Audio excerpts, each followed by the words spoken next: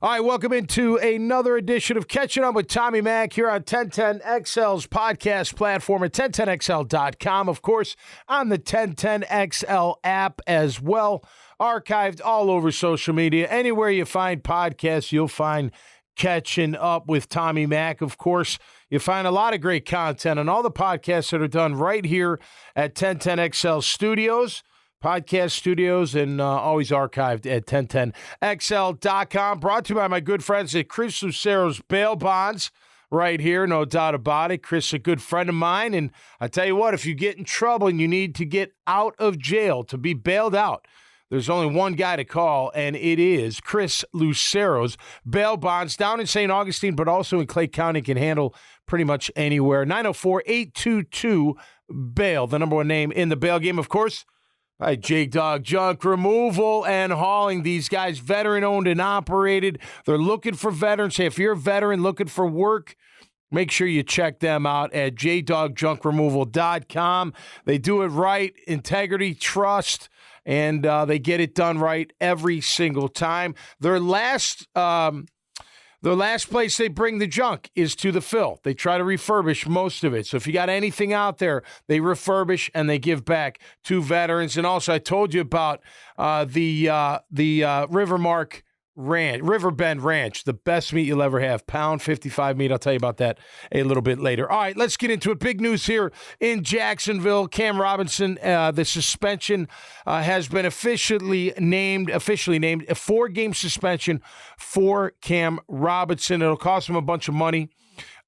He can participate in training camp and the preseason games. He'll be out for the first 4 games of the regular season. I know a lot of people are like, well, there are not many pass rushes, yada, yada, yada. Well, you just never know how that works out. Will Anderson may end up to be a huge beast, and he might go against our rookie and kick his ass all day long, and then you'll be singing a different tune. But hopefully that does not happen. Graham Marsh is here. Hey, Graham, how you doing, buddy? Good morning, sir. How are you? How you doing? What's happening? Oh, fantastic. It's Friday. It's 4th of July weekend coming up. Oh, my gosh, I know.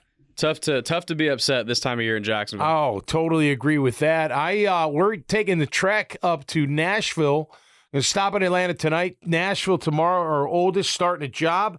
Got a job. Very proud of her. Avery Ann is moving to Nashville to start her new chapter in her life. It's a little bittersweet.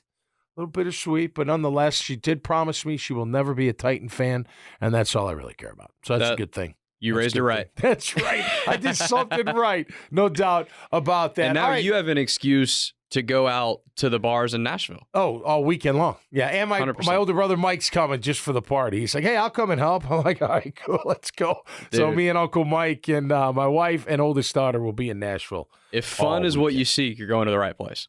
What's that? If fun is what you seek, you're going to the right place. Yeah, no doubt about it. What a great spot. I mean, are you kidding me? I wasn't playing in the NFL at the time, but I was living in downtown Chicago and then in Boston. With downtown Chicago, bartending. I was 23. Are you kidding me? Had time of my life. It's unbelievable.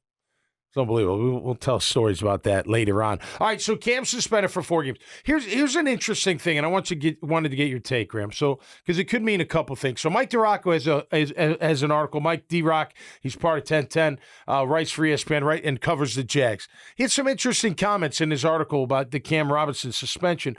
One of which was that the Jaguars, because of the suspension, could void the guaranteed money of 2023, which is $16 million. Now, if they want him to play, they're not going to avoid it. But it is interesting; they'd be off the hook for about $16 million. So does that play into effect? Just hang on to that thought. Number one. Number two, he also wrote that when Cam comes back, he'll man the left tackle spot, and Walker Little will slide down and not be the left guard, but compete for the left guard with Ben Bartch position. I just find listen, Walker, I hope you take the job. Like, if I'm the Jags, this is a real competition in training camp. This is not just for the beginning of the year. This is for when Cam comes back. Now, granted, Walker's going to have to play great through those first 4 weeks, so they sit there and be like, you know what? So what have you done for me lately kind of league? I'm good with Walker. Cam, if something happens, we need you, we'll put you in there. I know it's an expensive swing tackle. It is what it is. Injury, then the suspension. Here we are. But he does get to practice. So if I'm them, I'm saying, look, Walker, you're my left tackle right now, but guess what? That ain't in pen. That ain't in pen. That's in pencil. You got to turn it into pen, right? I'm going to give you every opportunity, and you're going to get 4 games if you win the job from obviously Cam or whoever else that is there. You've got to win this job. Because for me, if he wins the job and he plays really well those first 4 games, there's no automatic Cam's my left tackle anymore. Not in my book. And I love Cam. I think Cam's a great player when healthy. And for the record, Cam was our best lineman last year prior to injury. He was. Jawan Taylor was very good too, but he was the leader of that entire offensive line and played like it. He had a really good year last. I saw ESPN the stats where he was like 49th or something like in pass. Look, this is where stats and eye tests tell you different. Stats tell you one thing. The eye test tells you something different. That whole line played pretty well last year. 28 sacks given up was top 5. 4.7 yards a carry was top 5 or 6. So don't give me this. They couldn't block anybody because they clearly blocked plenty of people to have success. Graham, what's happening? Hello, sir. I don't recall a single game where I was like, oh my God, the line is getting killed. And like Trevor has no time. He's running for his line. I don't recall a single game where that was a problem. So that goes back to your point with the eye test. I mean, PFF and Pro Football Network and whoever can give you all the stats they want, but that's not what I saw on the field. I saw Trevor Lawrence having ample time the entire season pretty much against some really good defensive lines that they played against. Yeah, and part of it was play calling, getting the ball out quick. You didn't have to block very long. We get that. But, hey, Calvin Ridley's in town. You're going deep. Deep throws take time to develop. So, I mean, look, Walker's going to have to step up. Anton Harrison's going to have to step up as a rookie. We need both those guys to play at a very high level. And, again, you can combat that with play calling, getting the ball out quick, 3-step drops, first read throws, et cetera, right, to keep that quarterback clean. I don't care about the rankings. You know, they say it's a weak link. You know what? It may be. But I trust in Phil Rosher, and I trust in Doug Peterson. I think they're going to be okay. And going back to your original point, and you've said this more than once on this podcast, and I think you've talked to me into this as well. I mean, the opportunity cannot write itself better for Walker Little. Oh, and you were the first person to point it out on this podcast. I never thought much about it before, but after you said, I was like, Tommy's right. Like, because not as much now because he's getting closer to what would be a contract year in a couple of years. Yep. But so far, based on the politics of the NFL and who would be cheaper and younger and all that, trust me, the coaching staff and particularly front office is begging for a reason to make Walker Little that anchor left tackle or right tackle. And he hasn't seized that opportunity. Right. He has played well in the times he's been on the field. He has. But for whatever reason, he has not given the coaches that clarity of that's my guy at either spot. And I agree with you moving into this season. You're going to have 4 games where that's going to be your spot. You're going to have all of training camp. Yep. Prove to them that they shouldn't go back to Cam Robinson. Right. Prove to them that even when Cam gets back, he's your backup. Prove to them that you are the best option and you are their left tackle for years and years to come. Yep. It's right there. Take it. Yep. Positionally and who's behind you and who's in front of you and who's getting paid. None of that should matter. Right. Go be the best left tackle you can possibly be and give the Jaguars no excuse. Well, here's the deal. They drafted him in the second round a few years back to be their left tackle. At some point, maybe not right away, but he was the future. 100%. And when he was a freshman at Stanford, he was a total stud, Walker Little. Freshman, then gets hurt, then COVID, then draft, right? That's how his college career went. But when he was after his freshman year at Stanford, he was considered one of the top left tackles. Promising, rising, maybe not in the entire college football landscape, but on his way up there. We drafted him in the second round to be the left tackle. We understand that Cam has performed well. You're not taking that spot. Last year, it was his for the taking. That right tackle job was his if he would have beat out Jawan Taylor. He didn't beat him out. For whatever reason, I don't know the ins and outs, how he felt. Maybe wasn't feeling good, whatever. Maybe there's something that wasn't working, clicking, whatever. It doesn't matter. But at the end of the day, he didn't take that job. And if you think about it, every time he started, it's not because he took the job. It's because they needed him to fill that role because of for those games because of injury or what have you. So I'm with you. And I like Walker. I've met him a few times. He's a good guy. And he's got all the physical tools you want. The only thing I would ever question, and I don't mean this personally, I just mean on the field, is he enough of a killer to be a really top-notch tackle or offensive line? Because you got a killer, use that word lightly, but you know what I mean, that animal that's going to get after people.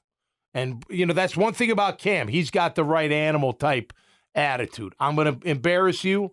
If you touch my QB, I'm coming after you. You start any fights with any of my guys, I'm there, and I'm going to try to embarrass you as a player. He's got that kind of fire, and I want to see that out of Walker Little.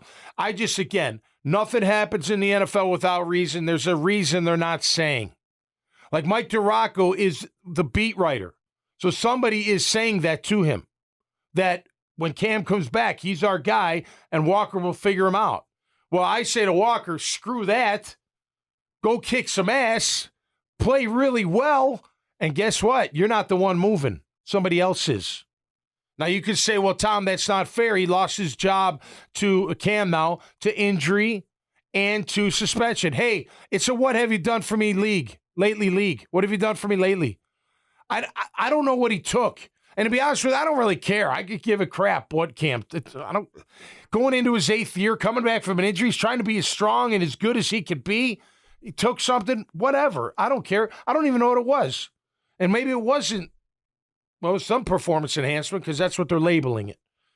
But regardless of that, Cam will be fine. Cam will come in. Look, he's got to have a good camp too. Because what's right on when you're done with training camp this year and you're Cam Robinson, you want that what? Yeah, you want your team to win, no doubt about it. But what do you want for yourself personally? You want them to sit there and be like, we can't let this guy leave. He's still better than he's better than Walker. He is. That's what you want for Cam. If you're Walker, you don't want that. You want the opposite. Okay, the kid finally broke out of his shell. He's our guy.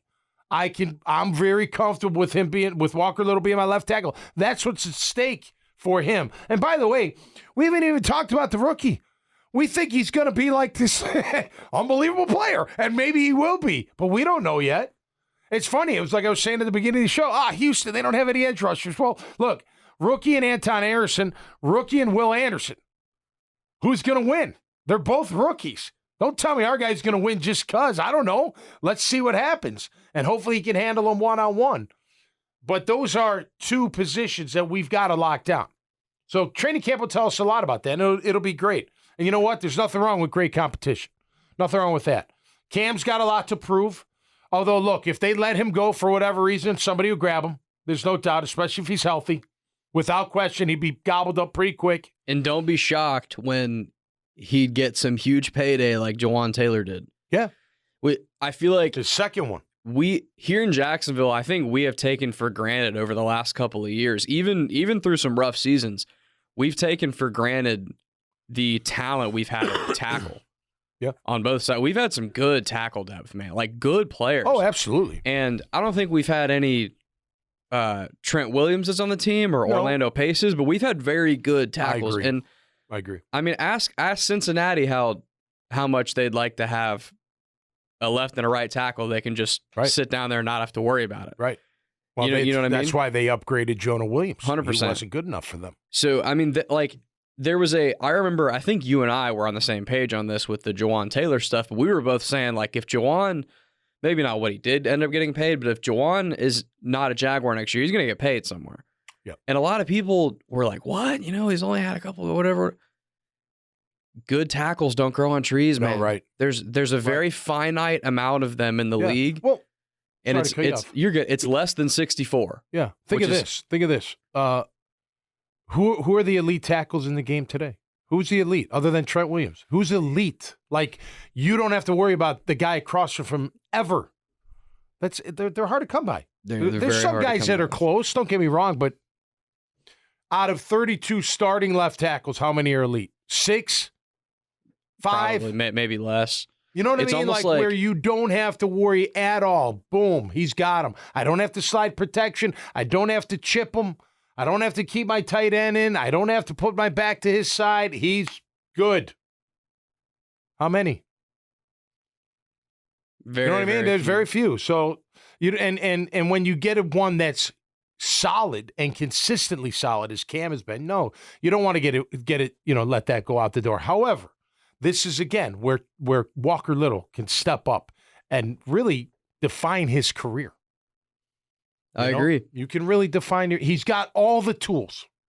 Physically, he's got all the tools. Walker Little does to be a really good left tackle. And it goes back to your point about being a killer on the field.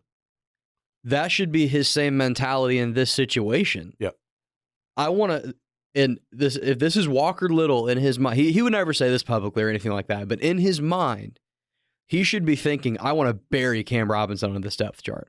I want to be so damn good that they have no choice but to leave me at left tackle, and that's it. Right. That's got to be the mentality. And then at the end of the year, Cam Robinson's contract is, I think it's up at the end of the year. Or maybe he's got 1 year, but you can the ramifications aren't as bad. They could move on from Cam at the end of the year, and they would ideally do that. And then in a year or so down the road, Walker Little gets paid a huge deal. He's my left tackle for years and years and years to come. It's a good position for the team to be in, really. Because one of them is going to be the guy. The team has an awesome problem to have. Yeah, no doubt. Which is more guys than the number that will start or keep that are good. Yeah, or at least we assume are good. Again, you're right about Anton Harrison. We don't know yet, but you're assuming he's going to be good. Under the assumption he'll be at least a serviceable player his first season. Under the assumption that when Cam gets back, he'll still be Cam. Under the assumption that Walker Little is at least what we've seen, which has been pretty good when he's played. You're absolutely right. The team has a great problem to have. Right. The perfect situation, in my opinion, is Walker Little does what we're saying, seizes that job.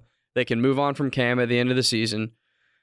And now you've got two cheap tackles that are giving you really young good production. Too, still young. Not that Cam's old, but younger. Walker had the knee injury, but I mean, knock on wood and everything, fingers crossed. But he hasn't had injury problems in the league yet at all. He hasn't played a ton. Yeah, right.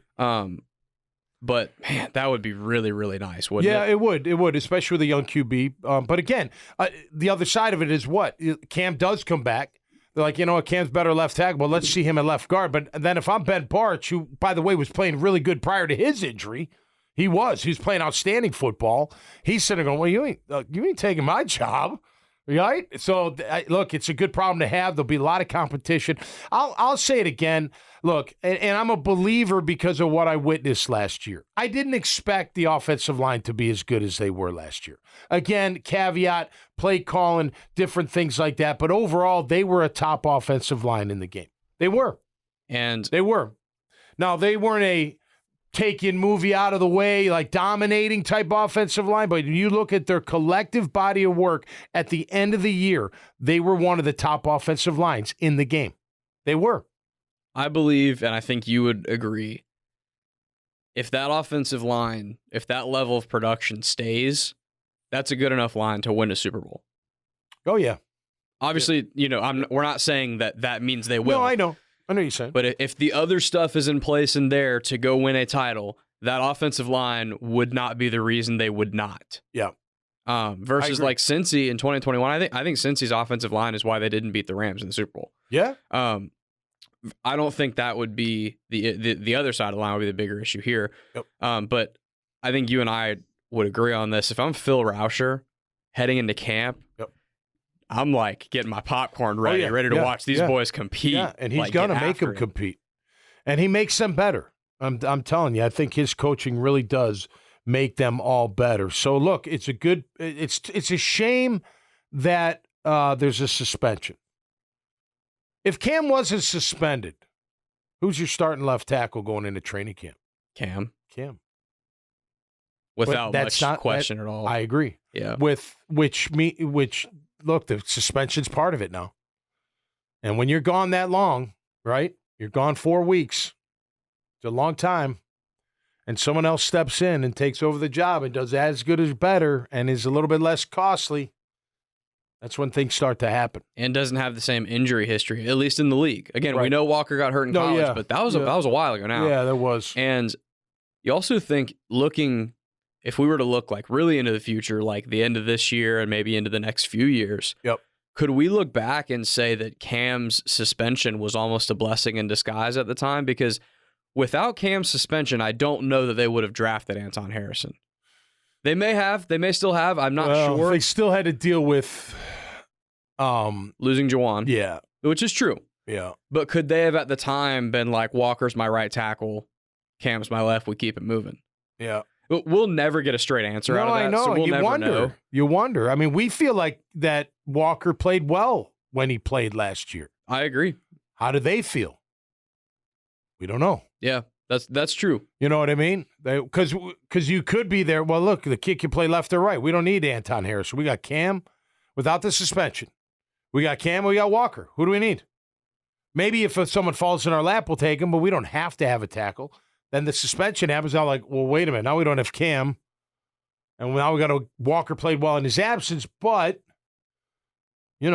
he's never won a job. Let's see him win the job. Yeah. I'm excited for him. I'm excited for all of them, man. It's good to have competition like that. And at the end of the day, it's just going to make them better. The whole offensive line. And I do believe when Rosher and Peterson and Press Taylor say the best 5 will play. So however that works out, the best 5 will play on the line. That'll be a good thing. Because if you go back to draft night, when they took Anton, you remember they traded back twice. Yep. So right. And I think that because they've said this publicly, and I think, I'm not calling them out specifically because every front office and coaching staff does this. They always say, this was the guy we had on the board. No, right. Before right, we would have taken him anyway. Right. Which is not true usually. If you liked him that bad, you wouldn't have traded back. You would have taken him at 24. You would have just taken him. Right. Yep. At 27, when they eventually did make the pick, Joey Porter Jr. was still on the board. Yeah, true. And corner is I don't think that's a position that they have just totally solved. And Joey Porter Jr. was like, right. Value was there. Yeah. So you kind of think, man, if Cam wasn't suspended, and again, this is all, speculation. Just speculating. Yeah. None of this was factual at all. Right. They might be telling the truth when they said they loved Anton from. Yeah. If Anton turns out to be a really good right tackle, like just bookend guy. Yep. Kind of what we're talking about. You can kind of set him and forget him. Yep. He's not going to get beat type of guy. And then Walker takes that left tackle job. Then you could be looking at a year and being like, man, we got 2 young, cheap tackles with Trevor Lawrence at quarterback. With great weapons and great upside. And by the way, you've already mentioned this, one of the best offensive line coaches in football. I just trusted them, man. They turned that team around last year, and that offensive line was a big part of it. Big part of it. And most of them are back, and I think they should have a lot of confidence going in. So it should be, hey, it's good to have luxury at that position group, without a doubt. And they do have a bunch of guys that are going to be vying. Center's taken care of. The right side of the line is pretty much taken care of. Will Barch, will Shatley be a backup center, or will he be the starting guard and the backup guard and center? Or will Barch be our guard at left guard? Will he come back healthy enough? He should be healthy enough, but we'll see how he responds to that injury. And then it's either Walker or Cam. So, and don't forget, you got Josh Wells, who's a veteran, who can step in when needed. He's, he may not be your everyday starter, but he could fill in and fill the void. And they got some other guys on the depth chart as well that we'll see how it plays out. But should be a good camp, no doubt about it. Hey, want to remind everybody about Riverbend Ranch, some of the best meat steak I've ever had. I got a deal for you. All right, if you send pound 55 meat to 904-234-4893, you'll get a special offer and be invited to a little party that I'm going to throw, cooking meat for you and drinking beers and telling stories. It's going to be a great time. So check them out. Hey, delivered right to your door. No hormones, no antibiotics, none of that stuff. It's ready to go, fresh from the ranch, right to your door. I've had it. It's phenomenal meat. You want to stay lean and mean, make sure you get the meat, the beef from Riverbend Ranch. All right, I want to wish everybody a happy 4th of July weekend, Independence Day. It's great to be an independent country. I know it doesn't feel like we're always free, but we're a lot freer than a lot of places, and I absolutely love this country. And I want to just say I dedicate it every year to the men and women who serve for our military, put their life on the line for our freedom, for our independence. They did it way back when. They continue to do it. It's the most selfless thing you can do. as a human being while you're here on this earth. And all the families, all the veterans, all the troops, thank you for allowing us to celebrate this great holiday, our country's independence, freedom for people, which is great. And, of course, we got issues like everybody else, like any family. There's issues in pretty much every single family. Same with the family of the United States of America. But there's no greater place. There's no greater country. And I tell you what, I just want to thank everybody that defends that freedom and wish everybody a happy and safe 4th of July. So until next time, be safe, stay cool, and we'll see you right here on Catching Up with Tommy Mack. Peace, everybody.